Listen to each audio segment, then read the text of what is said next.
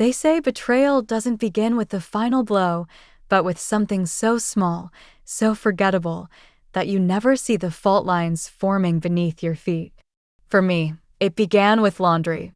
Before we jump back in, tell us where you're tuning in from, and if this story touches you, make sure you're subscribed, because tomorrow I've saved something extra special for you. It was a cold Thursday morning. The kind where the sun peeks in reluctantly and the floor tiles feel like ice under bare feet. My husband, David, had left for work early, kissing me goodbye with his usual ritualistic tenderness, right cheek, then left. He smelled faintly of cedarwood cologne and his favorite cinnamon-flavored toothpaste. To the world, we were the picture of harmony, a marriage of 18 years, 2 children in college, a house nestled at the edge of Fairhaven's quiet suburbia, and a reputation of community involvement that often earned us warm nods at the local farmers market.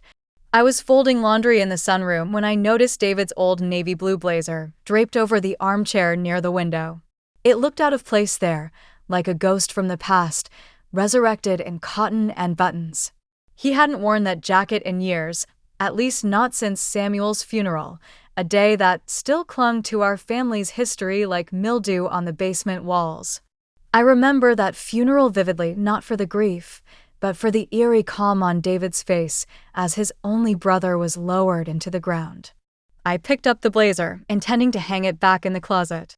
My hand slipped into the inside pocket more out of habit than purpose. That's when I felt it, a sealed envelope, thick with folded pages, the edges slightly curled from time. My fingers froze. There was no name on the front, just the initials C.M., scrawled in elegant handwriting. My initials. And beneath it, a line in ink that had faded with age, but still bore weight, open only if something happens to me. The handwriting was unmistakable. Margaret Sinclair, David's mother. My breath caught in my throat. Margaret had died 11 years ago, just 3 months after Samuel. A car accident, the police had said. Rainy night. Brake failure. Tragic, but unremarkable until now. My heart beat erratically as I moved to the kitchen, letter in hand. I placed it on the marble island, stared at it like it might combust if I made the wrong move. This wasn't snooping. This was addressed to me. And yet, something about it felt forbidden, like I was opening Pandora's box in the middle of a perfectly ordinary day. I tore it open. The paper inside was yellowing but preserved, carefully folded. Margaret's words were elegant, flowing in her practiced script. As I read, the room seemed to grow colder around me. Caroline, if you're reading this, something has happened to me. I've spent the last 6 months fearing for my life. There are things about David you don't know, things I hoped would stay buried. But if you're holding this letter, then I'm gone, and you must know the truth before it's too late. I stopped reading, my fingers trembling. David? My David? Samuel didn't die in an accident. He discovered something.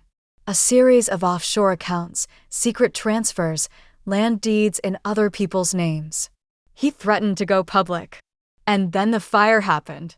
The timing wasn't a coincidence. I tried to confront David. He told me to leave it alone. A week later, someone tampered with my brakes. I survived that time. I won't survive again. If something happens to me, don't trust him. Don't trust anyone. The letter dropped from my hand and fluttered to the floor like a fallen feather. For a long time, I stood there, staring into nothingness. Every conversation, every smile, every night we spent under the same roof began to unravel like threads in a carefully woven tapestry. Could it be true? Could David, my husband, my partner, have been involved in his brother's death? In his mother's? I picked the letter back up and read it again. And again. Each time, the words sank deeper into my skin, etching themselves into my memory. Margaret had risked everything to write this. And she had died shortly after. No, I couldn't ignore this. But I couldn't confront him yet either. I needed to be sure. I needed more than an old letter. I had to become someone else, someone quiet, watchful, calculating. The version of myself I never thought I'd need to become. The house was still serene, but something inside it had shifted. A seed of doubt, planted by a mother who had died begging to be heard. And I had just begun to listen. The attic had always smelled of old cedar and forgotten memories. It was where we kept the boxes labeled Christmas, college photos, and Samuel's things. Dust covered every surface in a thick, woolly blanket, and the single bulb overhead flickered as if it too was hesitant to illuminate what had long been buried. I hadn't been up there in years, maybe since the kids left for college. But after reading Margaret's letter, I couldn't stay still. I couldn't sleep, couldn't think, not without seeking the truth for myself. She had mentioned property deeds, offshore accounts, documents that didn't match. And somewhere deep inside me, a voice whispered that the attic held more than just childhood drawings and broken ornaments. I climbed the creaky wooden stairs at midnight, David snoring gently below. He always slept like the dead. I used to find comfort in that, how soundly he rested. Now I wondered what kind of peace comes to a man who might have buried his brother's secrets with fire. My flashlight cut across the room in narrow beams, dancing over old trunks and suitcases. I began opening boxes, one by one. For an hour, all I found were holiday decorations and yellowed certificates. Then I reached the back wall. A cedar chest I didn't recognize sat tucked beneath a moth-eaten sheet. It didn't belong to us. I was sure of it. The lock was rusted but weak. I pried it open with a screwdriver. Inside, bundled in twine, were stacks of letters, old ledger books, and several manila envelopes. Everything smelled like mildew and aged ink. I unfolded one letter and froze as I recognized the handwriting. Samuel. David is hiding something. I've traced the accounts as far as I can, but there are barriers even I can't get through. Offshore shells, blind trusts, and property in names I don't recognize. Mom suspects him too. She's scared. So am I. If something happens to me, tell Caroline. She's the only one who might believe it. My hand flew to my mouth. There was another letter, dated just 2 weeks before Samuel's death. I confronted him today. He laughed. Said I was digging into things too big for me. Said I should let go of the past. I'm going to the press tomorrow. I don't care what happens anymore. If this letter never reaches you, know that I tried. And that David isn't who you think he is. I clutched the pages to my chest. The air felt thinner now. I could barely breathe. The attic was filled with evidence no one had ever seen. The ledgers contained account numbers, transactions, even notes in Samuel's handwriting outlining connections between David and shell companies registered overseas. There was one page, one that sent ice through my veins, that showed the deed transfer for a cabin in Vermont. The name on it wasn't David's. It was mine. I never signed anything. There were dates, forged signatures, false witnesses. A cabin I'd never seen, purchased in my name 2 months after Samuel's death. Why? I snapped photos of everything. Every letter. Every ledger. Every page. I emailed them to myself, encrypted and hidden in a folder so deep on my computer, even I would struggle to find it without the right keywords. Then I packed everything back into the cedar chest, carefully resealed the envelopes, and covered it once more with the dusty sheet. As I descended the stairs, I could hear the rain beginning outside, soft at first, then louder, like a warning tapping against the windows. I returned to bed, body rigid beneath the covers, and stared at the ceiling. David stirred beside me, rolled over, placed a warm hand on my arm. "You okay?" he mumbled. "Just couldn't sleep," I whispered. He grunted and fell back into slumber, unburdened by secrets he never thought I'd uncover. But I had, and the question burning now wasn't what he had done. It was why, and what he might do next, now that the past was clawing its way back into the light. Morning came too quickly, pale and gray, with the kind of chill that seeps into your bones. I moved through the kitchen like a ghost, setting the table, making coffee, slicing apples for David's oatmeal. My hands remembered the rhythm of routine, but my mind was spinning. The attic's truths hadn't faded overnight, they'd grown louder. Margaret's letter. Samuel's warnings. Deeds in my name I never signed. David entered the kitchen in his robe, hair tousled, a sleepy smile on his face. He kissed my cheek like he always did. "Smells good in here," he said, pouring his coffee. "You didn't sleep much, huh?" I shook my head. "Just one of those nights." He didn't press. He never did. David believed in letting things settle. He always said people reveal themselves when you don't push them. How ironic, given what I now knew. As he sat across from me, stirring his oatmeal, I watched him differently. His smile, his easy charm, the relaxed cadence of his voice. If I didn't know what I knew, I'd believe every word. "Got a busy day?" I asked, keeping my voice casual. He nodded. "Meeting with the new zoning guy about that downtown property. Then lunch with Marcus. Should be home by 5. You need anything?" I shook my head. "All good. Downtown property. Marcus. Another deal. Another lie?" The moment he left, I locked the door behind him and exhaled deeply. My hands were trembling. I went to my laptop and pulled up the folder I'd created, titled innocuously as Floral Catalog Backup. Inside were scans of every letter, every financial record I'd found. I copied it all onto a USB drive and slipped it into a hollowed-out book on my shelf. I had no plan, just a growing certainty. David wasn't the man I married. And I wasn't safe until I knew exactly what he was capable of.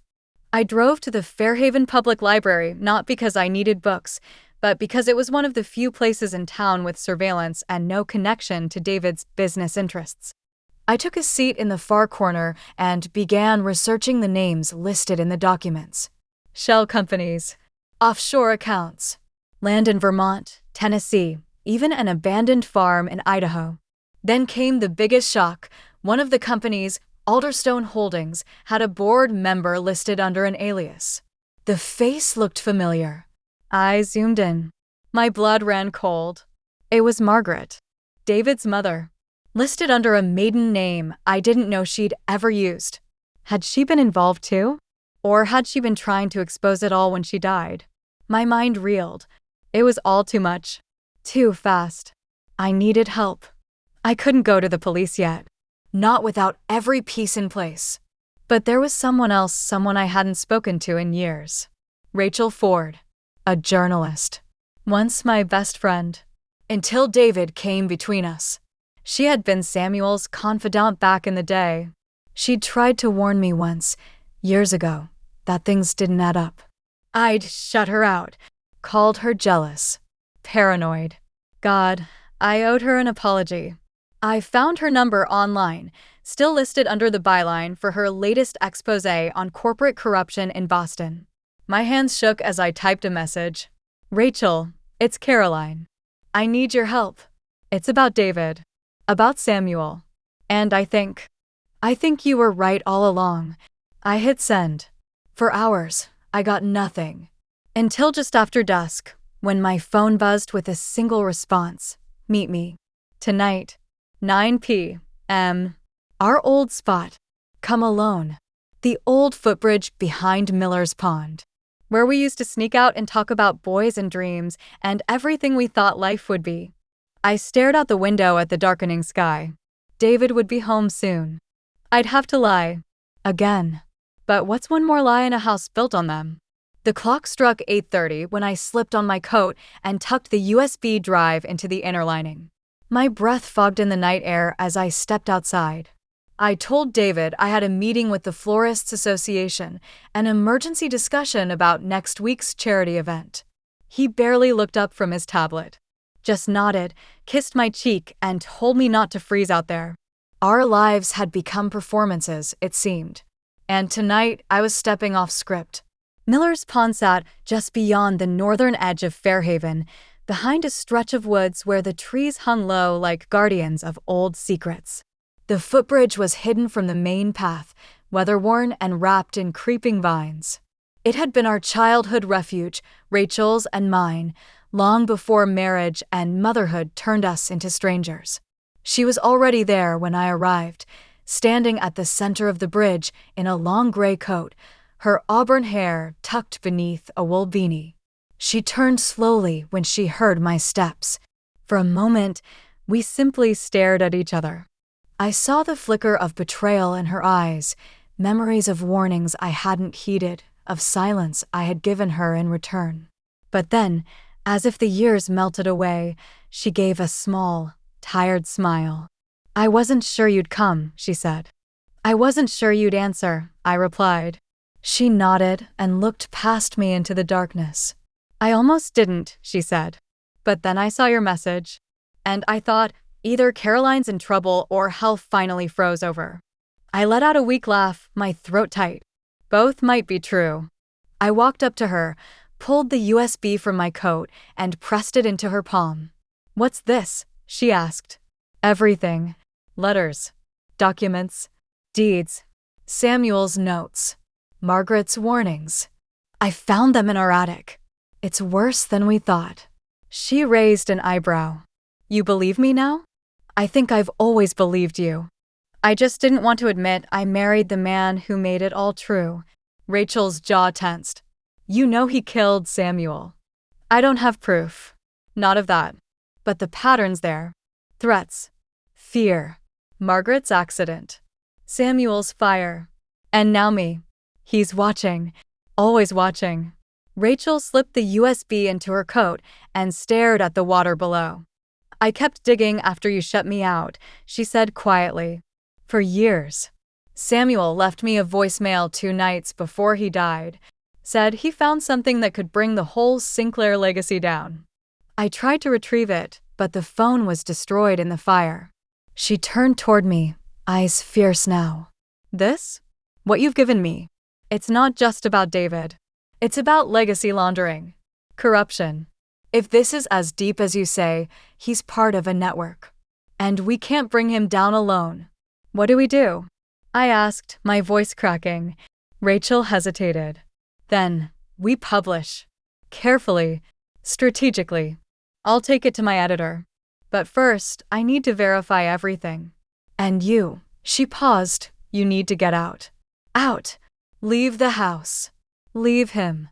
Tonight if you can. If David even suspects you're onto him," she didn't need to finish. But it wasn't that simple. Our bank accounts were tied. The car was in his name. My business lease was managed by one of his firms. He had me boxed in from every direction, and I hadn't even realized it until now. "I can't just vanish," I whispered. "You might have to." We stood in silence for a while longer, the wind wrapping around us like cold arms. Then Rachel squeezed my hand. "I've got you now. I won't let him hurt you. But you need to act smart. No more second guessing. No more loyalty to a man who buried the truth in your attic." I nodded. The bridge creaked beneath our feet as we turned to go our separate ways. As I walked back toward my car, the first raindrops began to fall soft and cold, like the breath of something ancient watching from the trees. I didn't know then just how fast everything would unravel. But I knew this. The storm was coming, and this time I wouldn't face it blind. The drive home felt longer than usual, as if the night itself had thickened, wrapping the streets in suspicion. Every passing car's headlights seemed sharper, every shadow at the edge of my vision more accusing. I gripped the wheel harder than necessary, the silence in the car deafening. When I reached our street, all the houses were dark except ours. Our porch light was on. The living room window glowed warmly from within. David was still awake. I inhaled deeply, slipped my wedding ring into my coat pocket, and rehearsed the lie again. The meeting ran late. Too many discussions, lots of laughter. Nothing to worry about. As I stepped inside, the warmth hit me like a wall, and with it, the smell of vanilla-scented candles. He was sitting on the couch, a glass of red wine in one hand, his reading glasses perched on his nose, casually leafing through a property report. "You're home late," he said without looking up. I shrugged off my coat and set my purse down, careful not to reveal the hollowed book that still hid the second USB. "Yeah, you know how these things go. Everyone had opinions." He looked up then, his eyes catching mine. Too long. Too still. You look tired, he said. Was it a productive meeting? Yes. I forced a smile. We finalized the charity booth layout. You'll like it. He nodded, then swirled the wine in his glass. You know, I've been thinking we should take a trip. Just the two of us. Vermont, maybe? The blood in my veins chilled. Vermont. The cabin deeded in my name. The one I didn't know existed until I saw Samuel's files. Oh! I said, careful not to let my voice shake. When were you thinking? Soon, he said. Before the holidays. Get away from all the noise. He sipped. Clear our heads. There it was again, that quiet menace disguised as care. The same tone he used when he comforted me at Samuel's funeral, when he told me Margaret's accident was just one of those freak things. I managed a nod and excused myself to the bathroom. I locked the door behind me and turned on the tap to drown the sound of my breathing. He knew. He didn't have proof. Not yet, but he suspected something. I splashed cold water on my face and stared at my reflection. How had I not seen it before? The subtle manipulations. The way he'd isolated me financially over the years. The decisions he made for us that always benefited him. And now, a trip. A remote cabin. It was a trap. I returned to the bedroom and slipped into bed beside him, forcing myself to sleep in short, shallow breaths. But sleep never truly came. Not until 2:13 a.m., when the house fell silent and David's breathing deepened into its usual rhythm. That's when my phone buzzed. A number I didn't recognize. Boston area code. I answered quietly, heart racing. Caroline? Rachel's voice whispered. I need you to listen very carefully. I sat upright. What's wrong? I decrypted one of the files. Caroline, those properties? They're not just under your name. They're being used to launder money from Sinclair Medical's original investors. Old friends of your father-in-law. That includes international firms, some tied to criminal networks. I swallowed hard. This is bigger than just David, she continued. And I found something else. A time-stamped message in one of Samuel's scanned notes.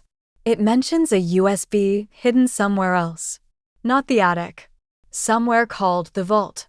Does that ring a bell? The word hit me like a hammer. Yes, I whispered. David's office downtown. There's a safe in the floor. He calls it the vault. You need to get to it before he does, she said. Because if I'm right, that's where the real evidence is. The one thing that could bring down the entire Sinclair estate. I hung up and stared into the darkness. The storm wasn't coming. It was already here. The next morning, I rose before David. His side of the bed was still warm when I slipped out from under the covers. I stood in the doorway for a moment, watching his chest rise and fall with each peaceful breath. How strange it was to look at someone sleeping and wonder if he'd once plotted your death. By the time he came downstairs, I had already prepared breakfast, dressed, and packed a bag with enough to make it seem like a normal day. My excuse? The Florist Association was hosting a brunch and learn event in the city. It would buy me time. He accepted the story without question, even offered to drive me. I declined. I'll take the scenic route, I said, smiling sweetly. You know how I like to clear my head. He kissed my forehead and handed me a to-go mug of tea. His thumb lingered just a second too long against my cheek. Be safe, Caro, he said softly. I always am, I lied. Downtown Fairhaven on a weekday was unusually quiet. The Sinclair Holdings building stood tall, made of steel and glass, polished to perfection. I had been there many times before, mostly during charity galas or company holiday events. I knew the layout, the codes, the quiet way David walked through those halls like a king in his own castle. But this time, I entered through the back. I wore my sunglasses, pulled my scarf higher, and walked briskly past the reception desk. Security barely looked up. I had scheduled a fake meeting using David's credentials earlier that morning. The name I used? Rachel Ford. Just in case. I made it to his private office on the 22nd floor. The air was cold, sterile, humming with the faint scent of leather and old cologne. David's office was a monument to precision. Nothing out of place. Not a single frame on the wall tilted. Even his pens were arranged by color and size. I went straight to the far left corner, where the thick rug covered a slight indentation in the floor.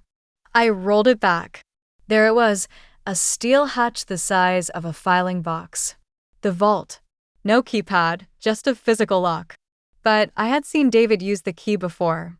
He kept it in a hidden compartment inside his desk drawer, behind the emergency contact list taped to the back panel. With trembling hands, I pulled the drawer open and peeled back the contact sheet. A narrow slit. I slid my fingers in. Click. The key was cold and heavy in my palm. I inserted it into the vault, holding my breath. The lock turned. Inside was a fireproof box lined with documents, hard drives, USBs, and an envelope. I took the envelope first, thicker than the one Margaret had left in the blazer. It was addressed to be opened by my wife, in the event of my death. I opened it anyway.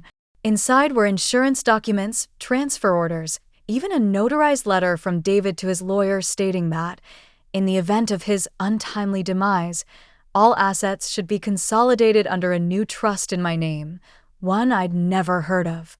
But what chilled me was the final line: if Caroline becomes aware of the Vermont estate prematurely, activate Protocol V, remove her from the narrative entirely.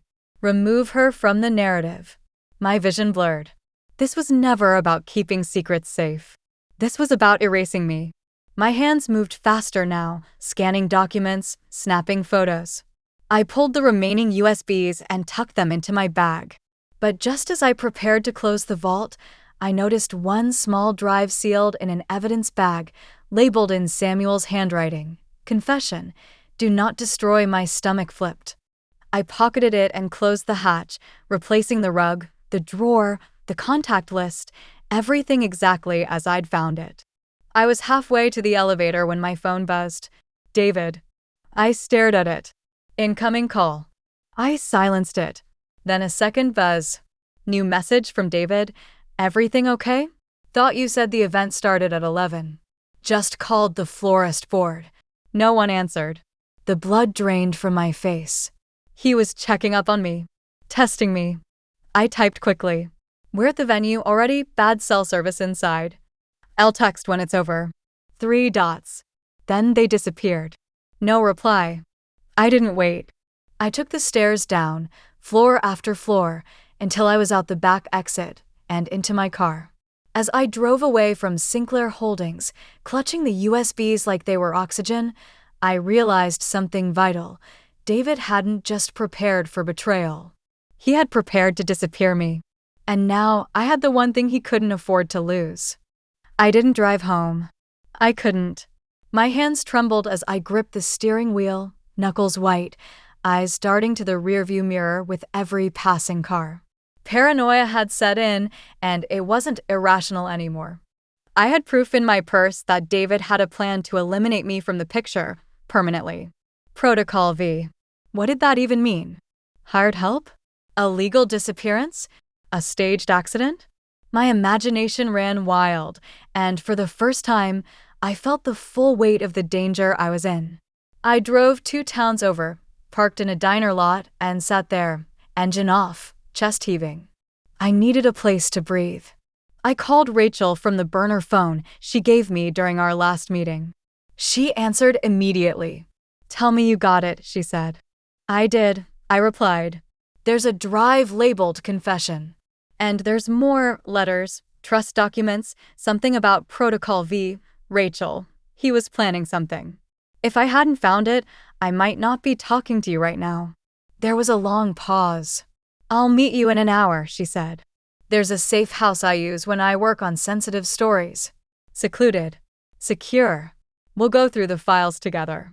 I gave her the address of the diner and waited in the booth farthest from the window, my coat still on, fingers curled tightly around a mug of bitter coffee. An hour later, we were back on the road, driving toward the Connecticut border.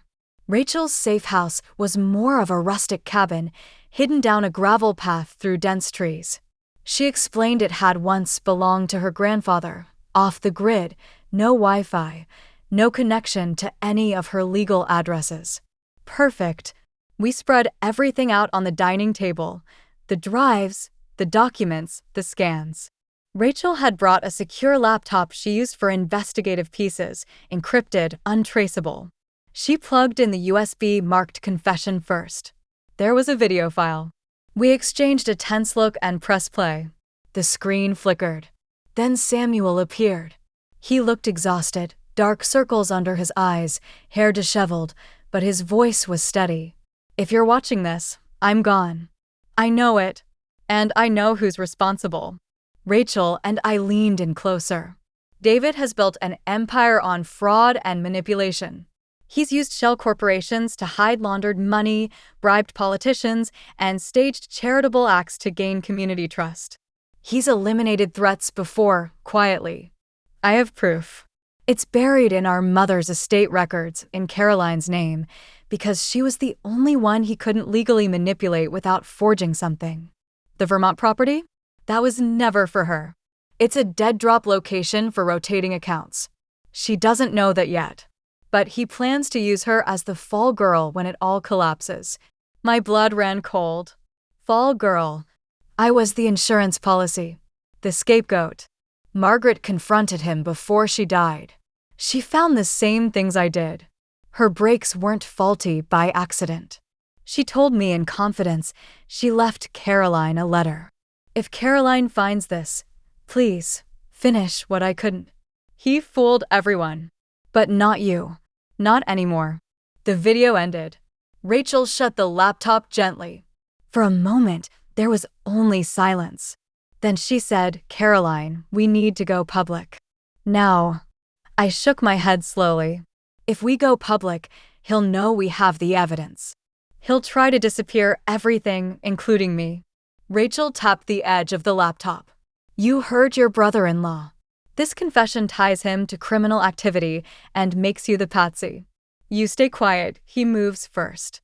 We move now, we control the story. I looked down at the papers. My name, my signature faked on documents I'd never seen. The cabin, the transfers, and Samuel's voice etched into my memory like a brand. Then we move, I said. Rachel smiled grimly. Let's burn him down. She packed the files and powered down the laptop. But as we prepared to leave the safe house the next morning, a black SUV rolled slowly past the mouth of the gravel road. No license plate, no lights, just a long, silent presence. And then it disappeared into the trees. Rachel and I stared at each other.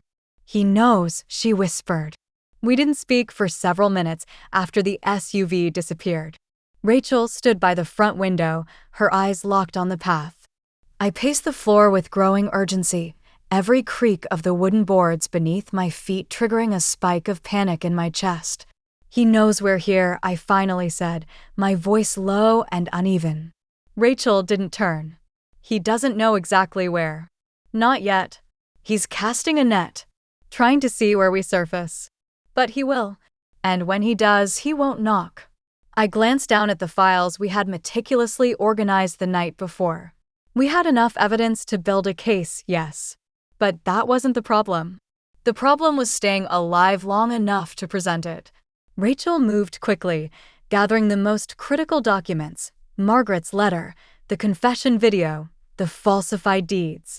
We have to leave, she said. Now. I have a contact at a national news outlet. If I get this in her hands, she'll run it. She won't be intimidated. Then let's go, I said, already grabbing my coat. No, Rachel said, holding up a hand. You can't come with me. You need to disappear. Let him think you're still unaware. If he realizes you're working with the press, he won't just panic, he'll escalate. I opened my mouth to argue, but she cut me off. You need to become a ghost for a few days. I'll take the story. I'll run it. And when it breaks, you step into the light with the rest of the evidence. That's how we win. We divide his attention. I hesitated. Where would I even go? She slipped me a burner phone and a slip of paper with a number on it. There's a woman named Elsie, friend of my mother's. Lives in a farmhouse near the old mineral quarry, 20 miles north. She won't ask questions. She'll keep you hidden. It felt wrong to separate, but she was right. David expected me to run to someone predictable, someone visible. My name was on every financial record, every property. He would weaponize that panic against me if I made a single public move. "I'll leave tonight," Rachel said. "Stay low until then."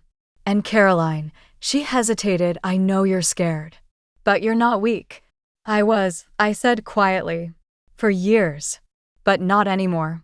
I left the safe house just after dusk, careful to take the back roads. My mind was a tangled mess of images: David's knowing smile, Samuel's worn-out confession, the moment I first found Margaret's letter. Every turn of the wheel felt like one closer to the truth, and also one step further from the woman I used to be. Elsie's farmhouse was a time capsule, wooden, weather-stained, and surrounded by overgrown grass that swayed in the wind like it held ancient secrets. She opened the door before I even knocked. "You're Rachel's girl?" she asked. Her voice was sharp, but kind. "Yes," I said. She nodded. "Come in. You're safe here. For now." I stepped inside and heard the door lock behind me. The windows were covered with blackout curtains. She handed me a steaming mug of herbal tea and pointed to a cot by the fireplace. "Make yourself comfortable," she said. "You're going to need rest for what's coming." The next morning, I woke to the sound of my burner phone vibrating against the nightstand. It was Rachel. I picked up quickly. "Caroline," she whispered. "He moved. Faster than I thought." "What happened?" "He shut down the Vermont estate. Froze all your personal accounts. He issued a notice to the bank claiming financial fraud, said you were behind it. He's flipping the story." I sat up, the blood draining from my face. "He's framing me. He's making you the villain before the truth hits. If anyone looks now, you look like the corrupt one. But that's the mistake he made. He moved too early. And I still have the trump card." "What is it?" I asked. "The final copy of the confession. I've scheduled an exclusive drop with my editor. It hits the National Wire tomorrow morning. After that, he can't spin it. He'll be cornered." I clutched the edge of the cot. "I'll call you when it goes live," she said. "Stay in the farmhouse. No calls. No emails. No signals." "Okay." "And Caroline?"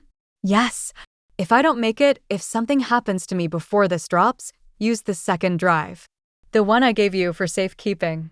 "You'll make it," I said, barely breathing. But when the call ended, I sat in silence for what felt like hours. Because deep down, I wasn't sure either of us would. I stayed in that farmhouse for nearly 24 hours, listening to the clock tick on the wall like it was counting down to something inevitable. Every tick felt louder, like the seconds were pressing closer to a collapse I couldn't see but could sense. Elsie moved through the house like a shadow, silent, efficient, protective. She didn't ask questions, didn't pry. She left meals at the door, refilled my tea, and watched the road from a chair on the porch with a double-barreled shotgun across her lap. "If something comes up that road and it ain't carrying flowers," she muttered once, "I won't hesitate." The sun began to set again, casting the windows in bruised shades of gold and copper. Still, no word from Rachel. No call. No update. She said the story would break by morning. It was now nearing 6 p.m. If she had been delayed, she would have told me. If something had changed, she would have sent a message. Instead, there was only silence. I stared at the burner phone on the table for what felt like hours. Every buzz of the wind outside, every creak in the farmhouse walls felt like a ghost brushing past my ear. And then, at exactly 6:17 p.m., the phone buzzed. Rachel's number. I snatched it up. Rachel. But the voice on the other end wasn't hers. It was a man. Calm. Cold. Controlled. "Caroline Mendez," he said smoothly. "I believe we have something in common." My stomach dropped. "Who is this?" "I represent a private interest with a stake in the Sinclair estate. You've made quite a mess, I must say." I looked toward the door, hand tightening around the phone. Where's Rachel? She's unavailable. I didn't breathe. He continued, before you panic, let me assure you she's alive for now. But if you want to keep it that way, you're going to stop the story from publishing. My throat closed. You're too late, I said. It's already scheduled. It's happening. There was a pause. Then you've made your decision. The call cut off.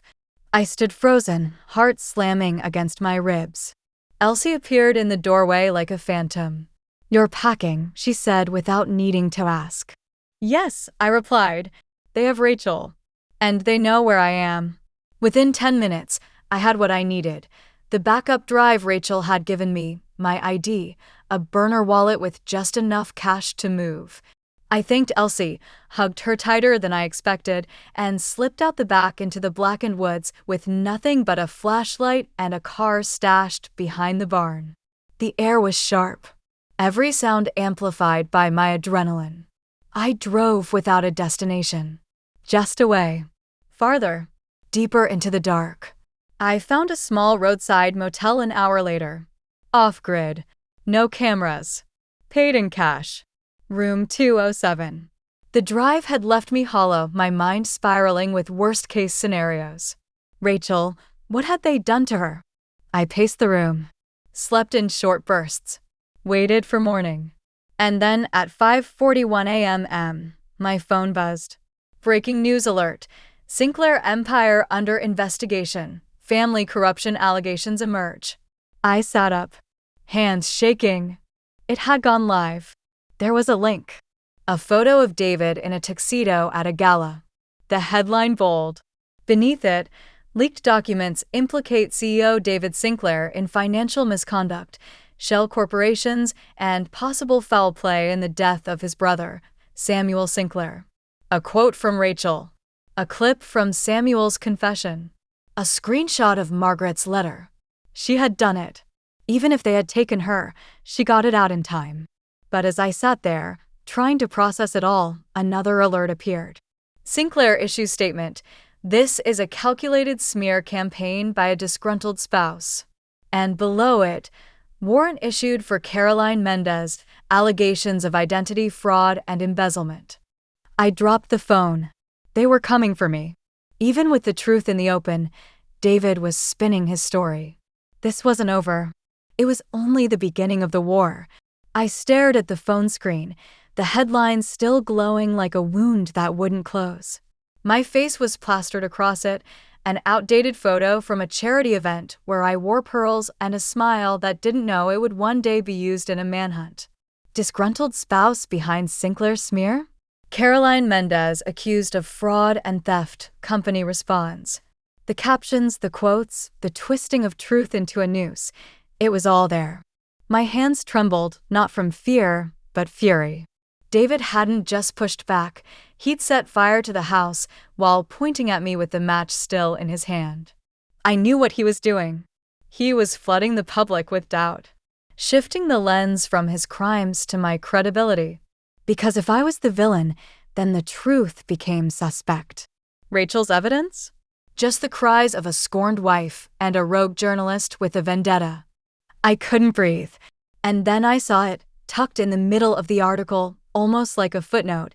Journalist Rachel Ford, who published the documents, is currently unreachable. Authorities have declined to comment on her whereabouts. My stomach twisted. Unreachable. No confirmation of arrest.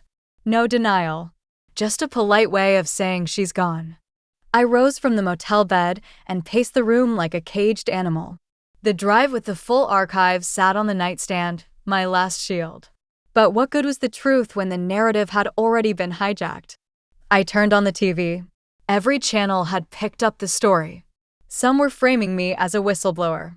Others as a manipulative fraud with a history of mental instability, none of which was true, but all of which sounded plausible in the absence of my voice. That was the key. My voice. David had money, power, media consultants, legal teams. But I had something he didn't.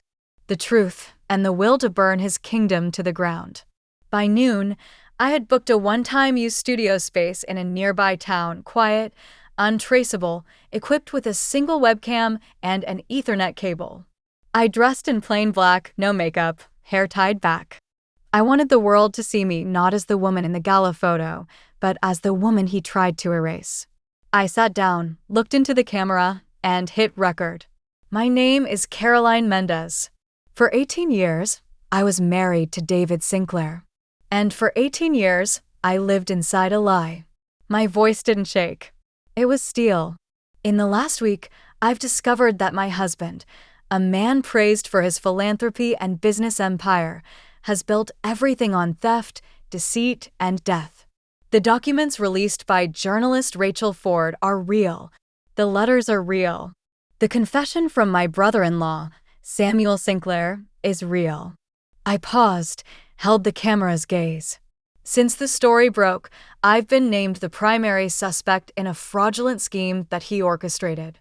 I've been framed, hunted, and cut off from every part of my life. But I will not disappear. I will not be silent. And I will not die in the shadows he built. I uploaded the video directly to a private server Rachel had set up for whistleblowers. It would hit the public domain within the hour, pushed through journalists we trusted, allies who couldn't be bought. And, just like that, I stopped running. Within 30 minutes, my video was trending. Hashtag Caroline Mendez, hashtag The Real Sinclair Story, hashtag Justice for Samuel. People were listening. Comments flooded in. She sounds sane. Calm. This isn't how a fraud speaks. If she's lying, why would she show her face?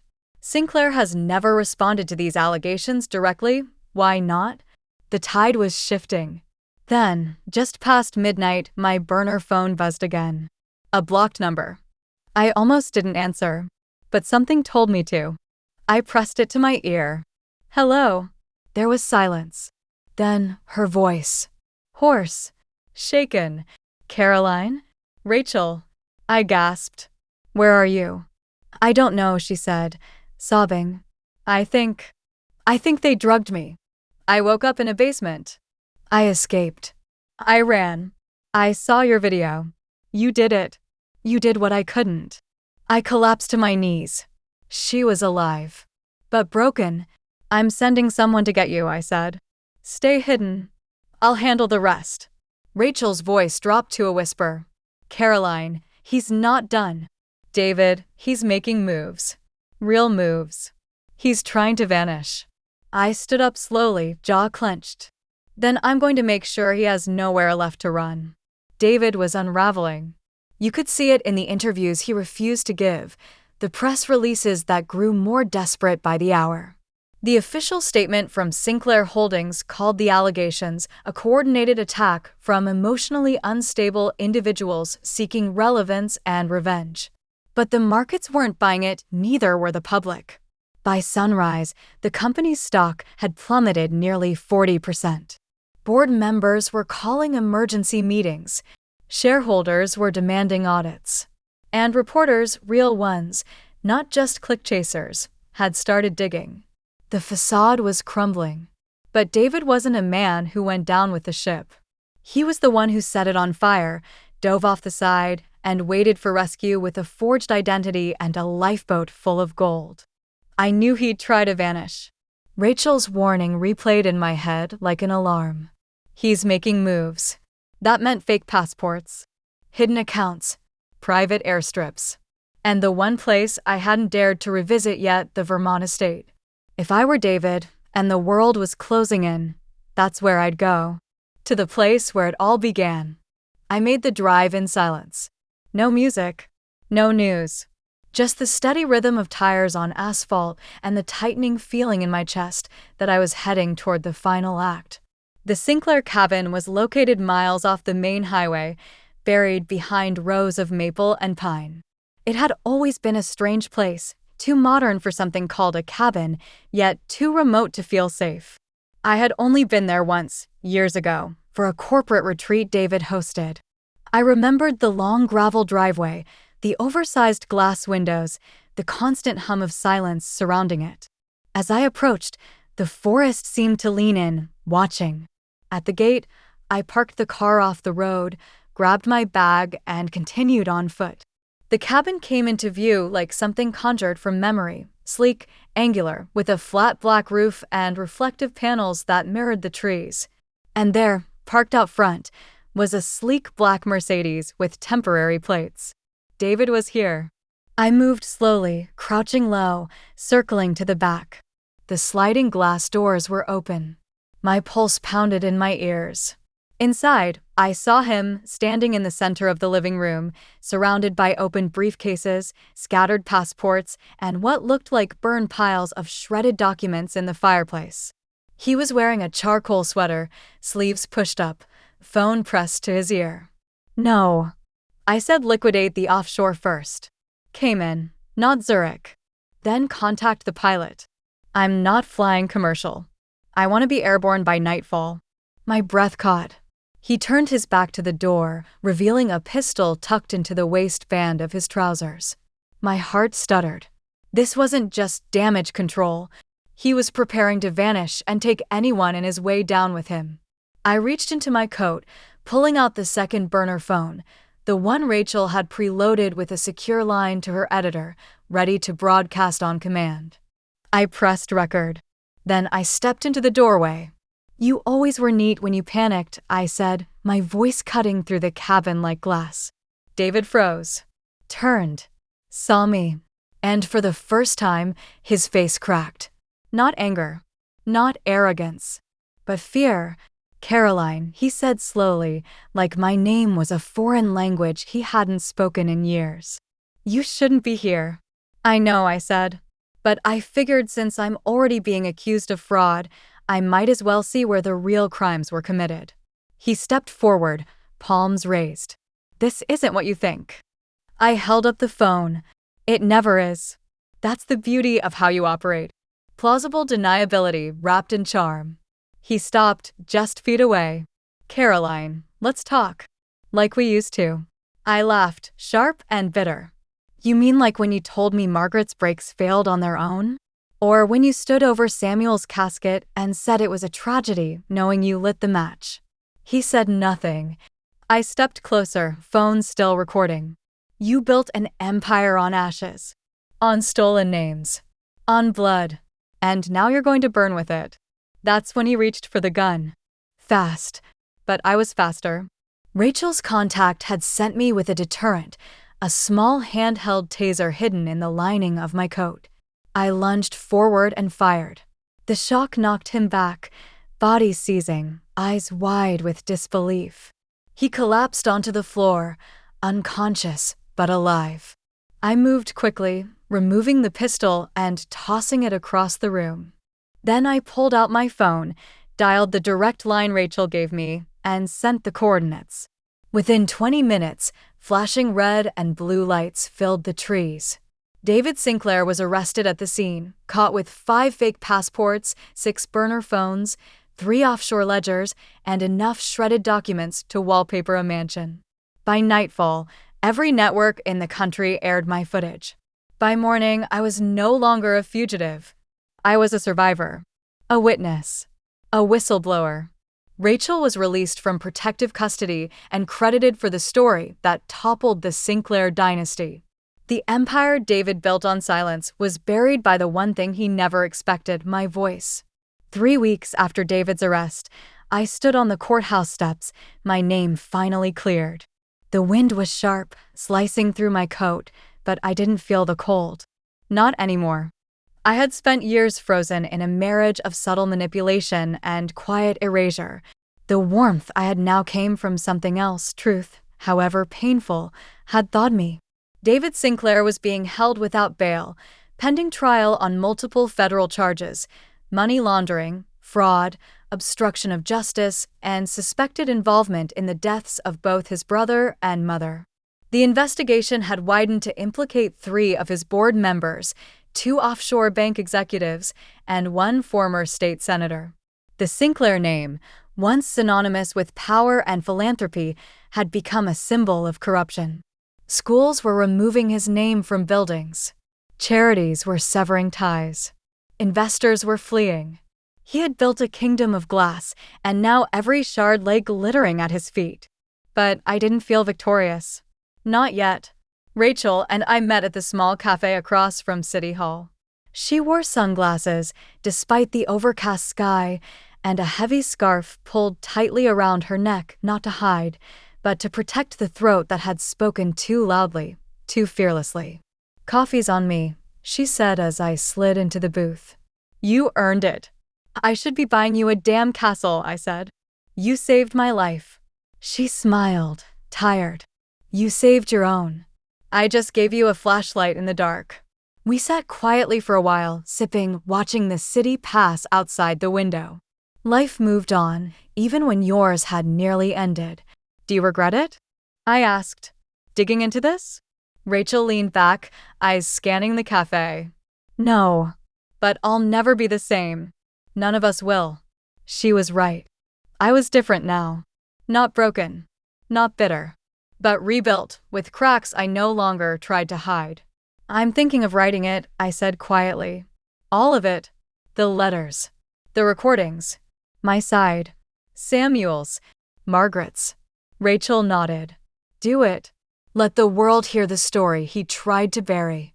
A month later, I sat in the Vermont estate, now legally mine, sorting through the last of the documents. The cabin was quiet, serene, almost unrecognizable without David's presence polluting the air. I found one final letter, tucked in the back of the hidden safe beneath the floorboards. It wasn't from Samuel or Margaret. It was from David. "To Caroline, if you're reading this, then you've won. Or think you have. But truth is rarely clean. Whatever you've built now, your image, your version, know that I loved you, in my own way. And that you were never just a pawn. You were the only person who could destroy me. I underestimated that. And for that, I pay the price." I folded the letter and placed it in the fire. Watched it curl and blacken. David had written his ending, but I was still writing mine. The press called it the Sinclair scandal. The tabloids called me the wife who exposed a dynasty. But I'll always remember it simply as the year I stopped being silent. Samuel's grave now had flowers that I visited once a month. Margaret's letter sat in a frame above my desk, her final words a reminder that the truth may not save you, but it sets fire to the lies.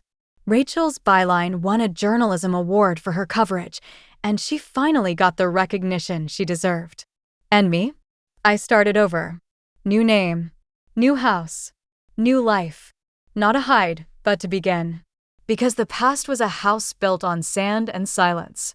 And I had learned, at last, how to build on solid ground. 6 months after the trial began, I should have felt free. David was in custody. The evidence was overwhelming. Rachel had testified, along with 2 former Sinclair employees who flipped after the scandal went public. The empire he built was gone, shattered into headlines and closed courtrooms. But freedom isn't always loud. Sometimes it's too quiet. I had moved into a small coastal house, far from Fairhaven.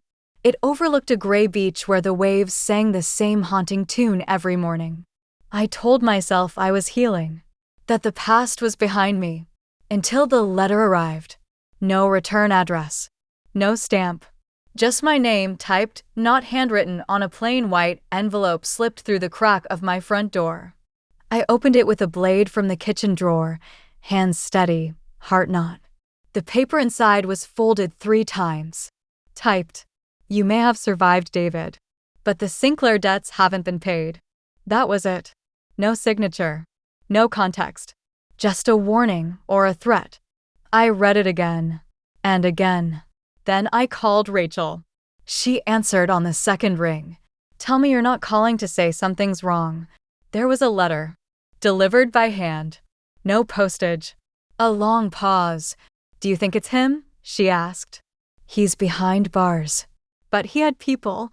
Silent partners. I always suspected. Rachel sighed. "You need to go public again. Make it known you've received threats. Whoever this is, they're testing the waters. See if you'll scare easy." "I'm tired, Rachel. I just want peace." "You're not going to get peace until the last name tied to Sinclair is buried." That night, I barely slept. My phone was on the pillow beside me, the porch lights left on.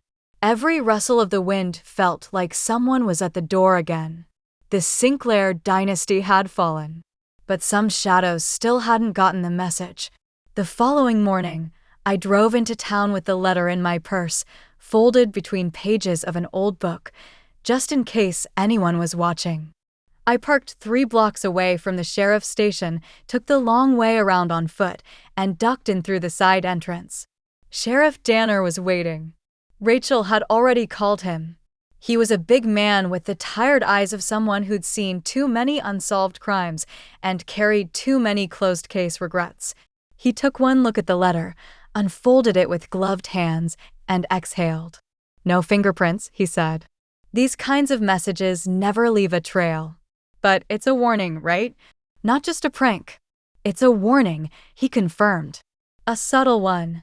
Whoever sent it didn't want attention. They wanted fear. And they wanted you to know they're close enough to leave this at your door." He leaned back in his chair.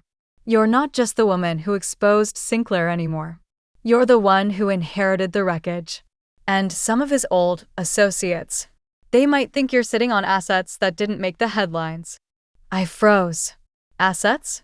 David may have buried more than just financial secrets. Land, codes, vaults, offshore accounts that never got traced back because no one knew to look. "If someone thinks you know where they are, they'll come looking," I finished. He nodded gravely. I left the station with a restraining order filed against John or Jane Doe, but we both knew it meant little. Paper didn't stop shadows. That night, I poured a glass of wine and opened my laptop, something I hadn't dared do in weeks.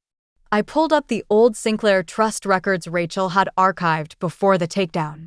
There were files we hadn't combed through, ones labeled in obscure legalese and buried within offshore folders with benign names like Blue Harbor and Client Trust Z. Hours passed. Then something caught my eye. A record, recently updated. Impossible. It was tied to a numbered account in the British Virgin Islands. And the access log showed an attempted withdrawal. 4 days ago. I stared at the screen. Only one person had the clearance to touch that trust after David's assets were frozen. Me. And I hadn't touched it. Someone had forged a digital request using my credentials. They weren't just threatening me. They were trying to take what David had left behind, what he'd hidden in the name of the one person he thought no one would ever question. Me. I forwarded the evidence to Rachel and Sheriff Danner. And then I did something I never thought I'd do again. I reached out to the one person I had spent months trying to forget, David's godfather, Richard Elwell. A billionaire in his own right. Silent investor in Sinclair Holdings. Untouched by the fallout. And one of the few who never appeared in court or media. He answered my call within minutes. "I was wondering when I'd hear from you," he said, voice like gravel wrapped in silk. "Someone's coming for what's left," I said. "And they're using my name to do it." "I know," he replied, "because they came to me first." I gripped the phone tighter. "What did you tell them?" "That the legacy ended with David," he said. "And that whatever remains belongs to you. Not because you asked for it, but because you earned it the hard way." There was a pause. "But you won't be safe for long. Not until you finish what he started." Which was? He chuckled softly. "Controlling the people who thought they controlled him." "What are you saying?" "I'm saying the wolves are hungry, Caroline. You can run or you can learn how to bite." He ended the call before I could respond. And I sat there, in the silence of my new home, realizing something terrifying. David might be behind bars. But his game? It was still being played. And now it was my move. The call with Richard Elwell left a ringing in my ears that didn't fade, not even after the sun rose the next morning. His words circled me like hawks. You can run or you can learn how to bite. For so long, I had been surviving. Reacting. Dodging what David and his legacy had left behind. But this was the first time someone with real power told me the truth without softening it. I wasn't out of the game. I was in it. And whether I liked it or not, I was the new queen on the board. And queens don't run. I drove to Rachel's apartment under the cover of dusk. She was staying in a secure complex now, one of those high-security buildings with gated parking and a doorman who never smiled. Her door opened before I even knocked. "You look like you just buried someone," she said. "Close," I replied. "I'm ready to stop being hunted. But I need your help." We sat at her kitchen island, where she had 3 monitors up, each tracking different financial movements tied to the remnants of Sinclair holdings. She poured coffee like we were gearing up for war, and we were. I showed her the digital breach attempt on the offshore account in my name. She leaned in, squinting. "Whoever did this had access to the original Sinclair encryption keys. These aren't amateurs. This is someone inside." "Inside what?" "Inside the circle David never let you see. The ones who propped him up. The ones who stayed quiet when Samuel burned." My stomach turned. So it wasn't just Richard Elwell? Rachel shook her head. Elwell was the public ally. But there were others. Lawyers, brokers, quiet men in quiet rooms who made deals that never saw a single courtroom. And they're still protecting his legacy? Not exactly. They're salvaging it. They don't care that David's gone. They care about the money, the system, the shell companies he built. And you're the last gate between them and what's left. She pulled up a map. They've started moving assets. Small ones, testing accounts. They want to know how close they can get before you notice. And then they'll make you disappear. We spent the next 6 hours building a trap. Rachel called it the Vault Trap Protocol, a digital snare wrapped around the remaining accounts in my name. Any unauthorized access attempt would trigger an instant alert and clone every action back to a traceable mirror server.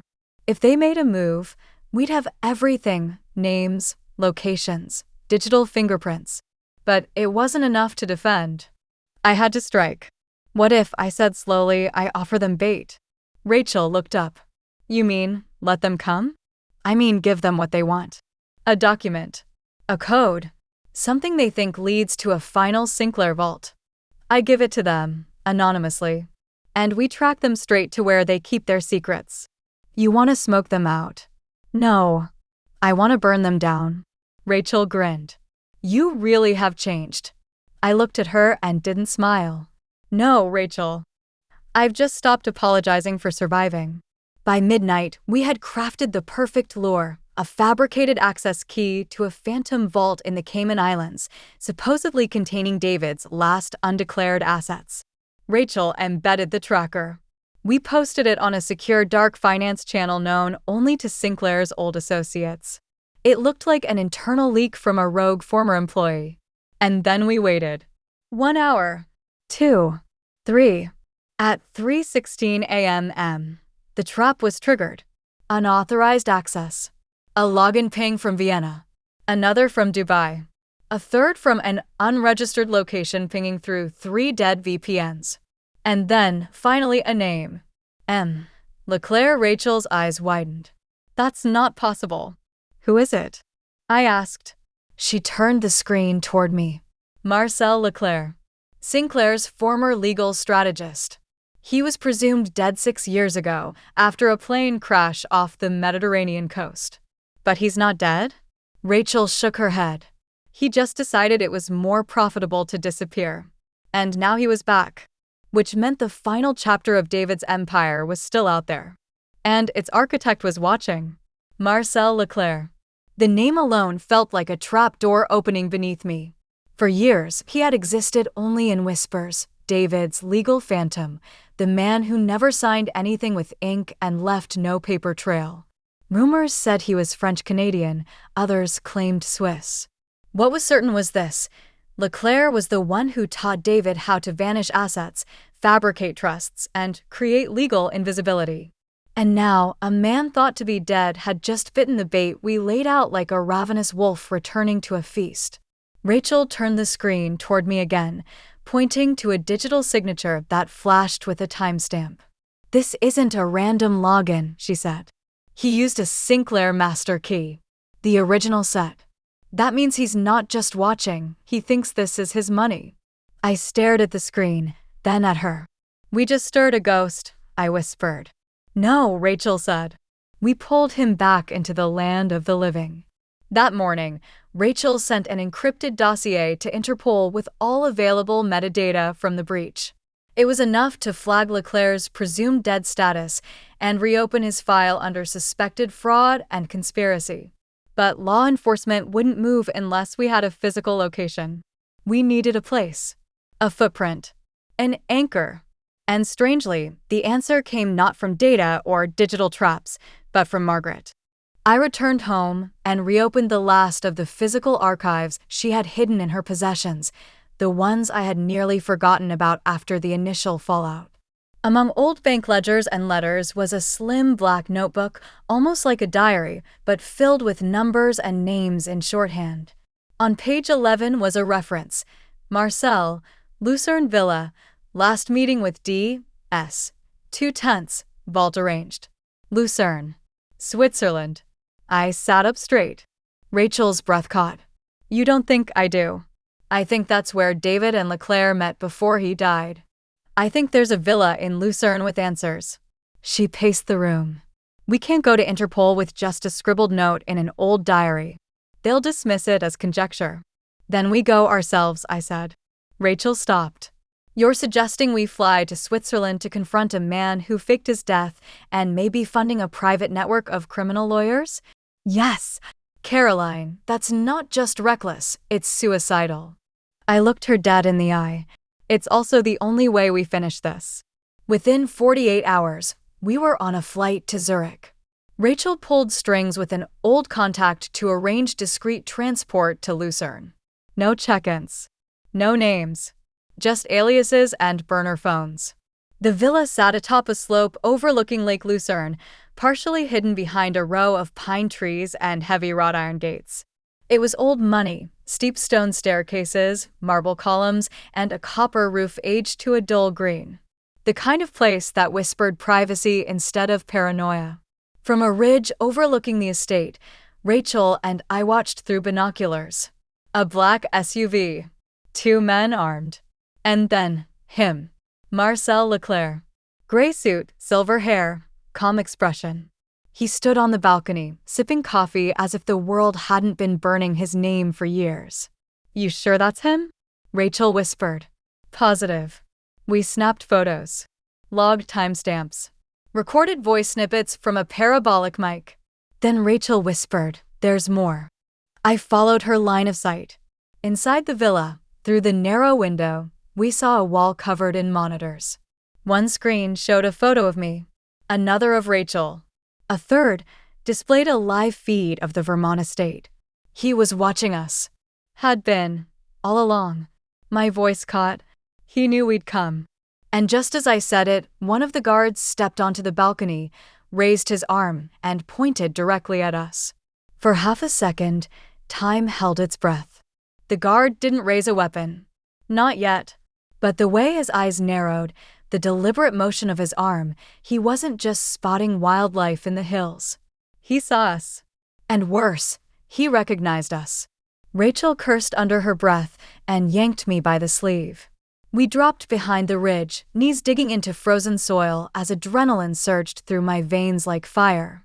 I heard movement, shouts in another language, the slamming of doors, boots on gravel. They're coming, she hissed. We've got 60 seconds. Tops. We sprinted down the slope, ducking through trees, sliding on loose leaves and wet stones, branches clawing at our faces. My lungs burned. My legs screamed. But fear made me fast. We reached the car, an unmarked rental with no GPS, and peeled off down the winding road without headlights. Just moonlight and the wild twist of Rachel's grip on the wheel. They knew, I said between gulps of air. They knew we were watching. They've known for a while, Rachel muttered, eyes flicking to the mirror. They didn't act because they thought we were scared. That's changed now. She took a hard turn and merged onto the main highway. Only once we were several miles out did she slow down. What now? I asked, breath returning in stutters. We report this to Interpol now. We have visual proof Leclerc is alive, active, and using a property that's off-grid. The surveillance wall alone is enough to launch an international alert. She was already sending encrypted packets from her satellite hotspot, her fingers flying over the keyboard like a surgeon stitching wounds. "We make them move before he does," she said. "If they act fast, we can pin him down before he vanishes again." I nodded, but a deep unease settled in my stomach. Something wasn't right. Why had they let us get so close? If Leclerc had known we were coming, why not intercept us sooner? Why give us a window to see what he was doing? Unless he wanted us to. 3 hours later, we were back in Zurich, holed up in a secured journalist's safe house, one Rachel had used years ago during a whistleblower exposé on pharmaceutical bribery in Geneva. It was cold, quiet, and draped in anonymity. Interpol responded within the hour. They'd received the footage, the images, the audio. And they were moving, but carefully. Swiss authorities would verify the villa, and if a known fugitive was on site, a quiet extraction would follow. No press. No leaks. Rachel hung up and looked at me. We did it. Now we wait. But I couldn't shake the sense that we'd been played. That night, while Rachel slept, I opened my burner phone. There was a new message. No number. Just a blinking text file. I opened it. "Caroline, you're brave. You're clever. But you're also predictable. The real legacy isn't money. It's control. And you just handed me the rest." Below the message was a link. I clicked it. A video loaded. Security footage from the Vermont estate, inside the house. My house. The angle showed my living room. My framed photo. My copy of Margaret's letter, torn in half. And in the corner of the screen, a man in a suit, holding a lighter. The flames bloomed in slow motion. I slammed the laptop shut. Leclerc had been in my home, and if Interpol didn't act fast enough, he'd make sure the last of the truth burned with me. At 3:12 a.m., I sat on the floor of the Zurich safe house, my back pressed against cold concrete, laptop blinking beside me. The image of my living room in flames burned into my mind.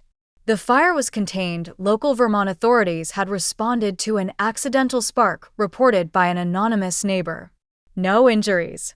No visible signs of forced entry. But I knew better. That wasn't just arson. That was a message. Leclerc wasn't finished. He had let me get close, just close enough to feel victory, and then yanked it away by torching the one place left untouched by David's deceit. My home. The place I had finally begun to call mine. Rachel emerged from the bedroom, bleary-eyed but alert the moment she saw my face. What happened? I showed her the message. She didn't blink. She didn't gasp. She just nodded. This is what he does. Fear is his favorite currency. He's not just trying to erase evidence, I said. He's erasing me. And the worst part? Rachel added. He knows how to make it look like you were never there. By sunrise, Interpol's response arrived. Their agents had surrounded the Lucerne villa, confirmed movement inside, and prepared a no-contact drone scan to verify Leclerc's presence before initiating a breach. But when the first drone crossed the perimeter, the property was empty. Furniture, gone. Cars, gone. Monitors, ripped out. Floors, swept clean. No fingerprints. No trace. No Leclerc. Only a single slip of paper left taped to the glass of the front door. Rachel stared at the photo the agents sent us. Her mouth tightened. He left a message. I looked over her shoulder and read it aloud.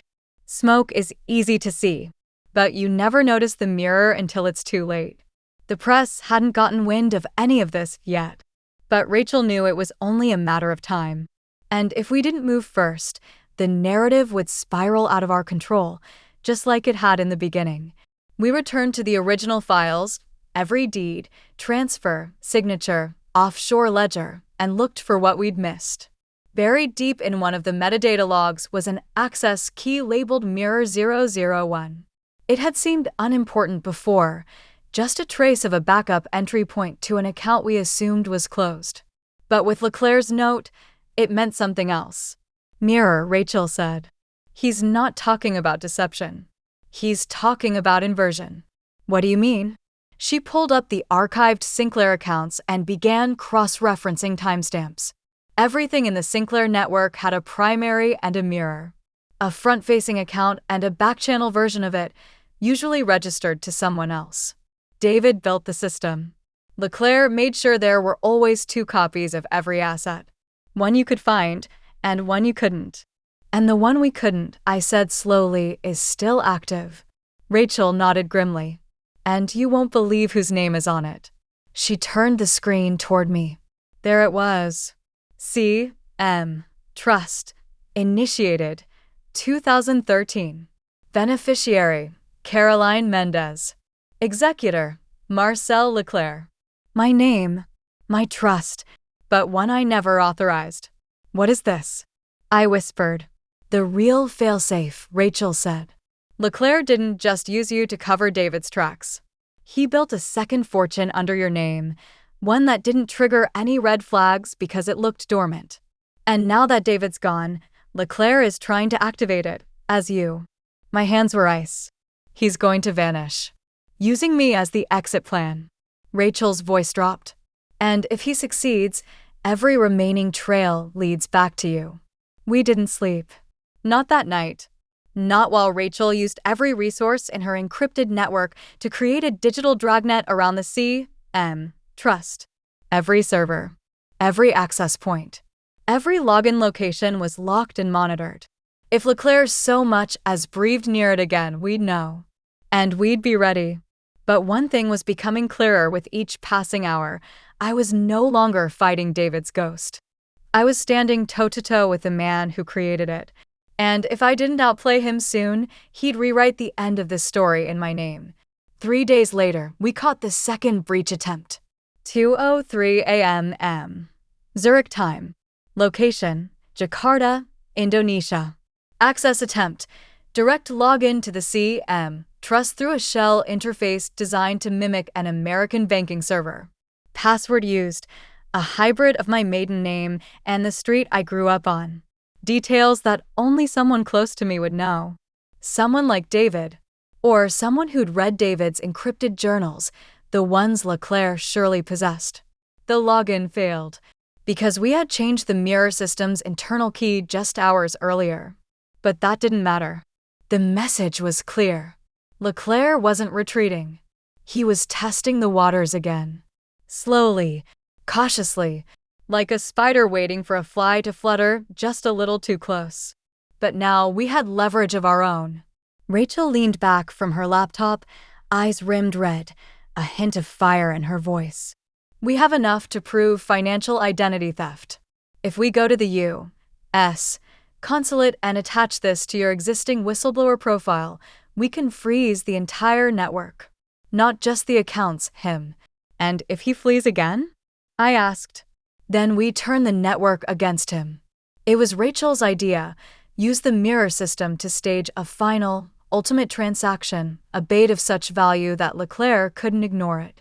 A massive transfer that appeared to reroute all remaining Sinclair holdings through a newly minted shell trust, Lumen Holdings. Fake documents. Fake accounts. Real money movement. Enough noise to make any lurking rat think it was time to pounce.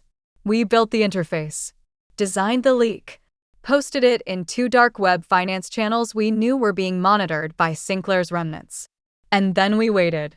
47 minutes later, a ping. He'd taken the bait. The Jakarta signal reappeared. And then, 2 minutes later, a second signal. From Geneva. Rachel's eyes narrowed. He's closer than we thought.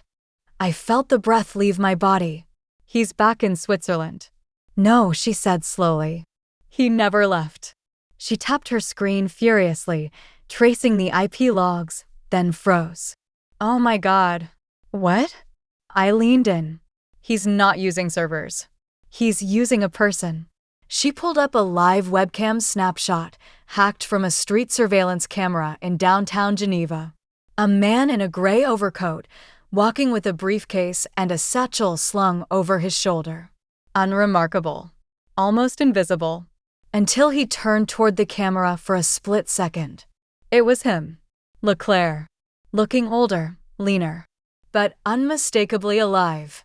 I know that corner, Rachel said. He's near the old Bankers Square. Probably headed to a private vault. I didn't think. I moved. We were in Geneva within an hour, Rachel driving, me texting Sheriff Danner, and the Interpol liaison nonstop. The moment we crossed into the banking district, Rachel parked illegally and popped the trunk. Kevlar, she said, tossing me a vest. I wore mine under my coat. I blinked. Since when do you travel with Kevlar? Since I started working with people like you, she deadpanned. We made our way to the vault square. Discreet. Opulent. Lined with old-world banks where privacy wasn't just a perk, it was a religion. Rachel pulled up a live feed. 15 meters. He's inside that building, she pointed. We moved. No police yet. No backup. Just us and a man who had manipulated every layer of power beneath the Sinclair empire. We stepped into the grand lobby of the building. Marble floors. Gilded ceilings. A concierge who looked us over once and nodded silently. Leclerc was exiting one of the back corridors, briefcase in hand. He didn't recognize us until it was too late. Rachel stepped into his path. He stopped.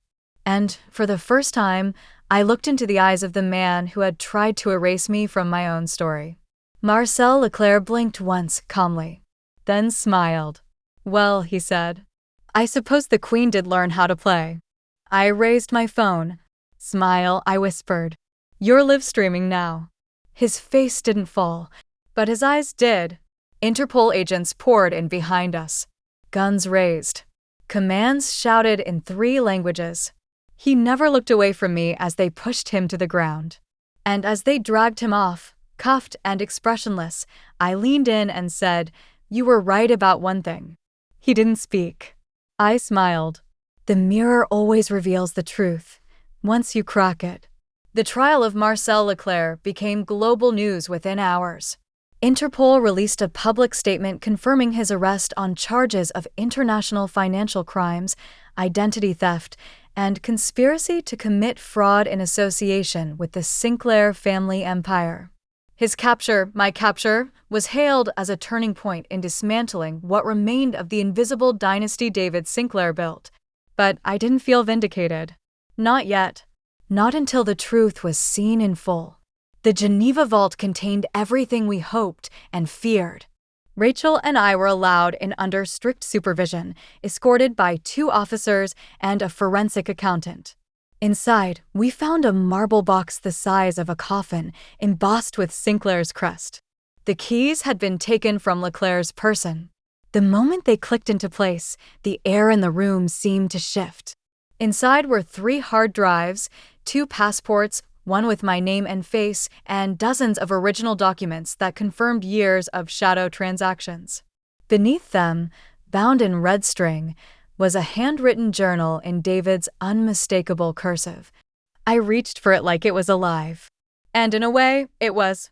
David's journal was part confession, part manifesto. It traced everything: how Leclerc had approached him at a finance summit in Brussels 2 decades ago, promising him freedom from limits; how the empire grew, how the networks of deception were born, and how each death, Samuel's, Margaret's, were written off as acceptable sacrifices. But what stopped me cold was the final entry, dated 4 days before Margaret died. She knows. She found the second system. I told Marcel to handle it. He said he'd make it look like an accident. I told him to wait, but he doesn't wait well. If Caroline ever sees this, know that I loved you the only way I knew how. Through control. Through protection. You were the last thing I never wanted to break. I stared at the words until they blurred. David had ordered Margaret silenced. That part wasn't new. But this final entry was the first time he acknowledged me as a risk. Not because I had threatened the system, but because I hadn't. Because I trusted him. That was the greatest weapon he'd ever held. The court accepted the journal as evidence. Leclerc's lawyers tried to suppress it, but the floodgates were already open. The media dubbed it the Ledger of Lies. Within days, global markets linked to Sinclair shell companies began collapsing. Board members of corporations who'd quietly profited from his false front resigned overnight. Extraditions were ordered across 3 countries. Rachel's investigative series, Mirror Empire, became required reading in journalism courses within a month. And me? I was offered security details, publishing deals, interviews. I turned them all down. Instead, I returned to Vermont, to what remained of the estate after the fire. I stood in the ashes of my former life and built something new. Not a mansion, not a monument, but a greenhouse. The kind that takes patience, care, time. Rachel came to visit often. She brought wine and wit and wore her scars proudly.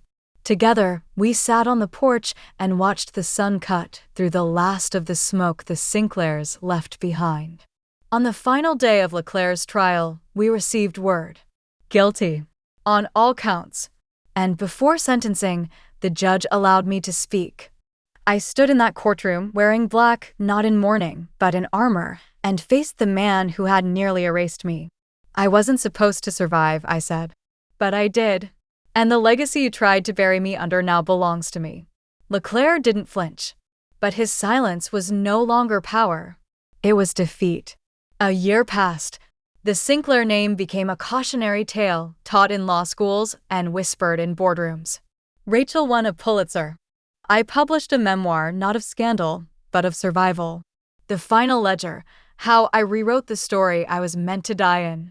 And every spring, I returned to the greenhouse, to the quiet, to the soil, where things grew again, not in secret, but in light. Here the story ends. Thanks for watching. Hit like, share, and subscribe to my channel for more true tales and real stories.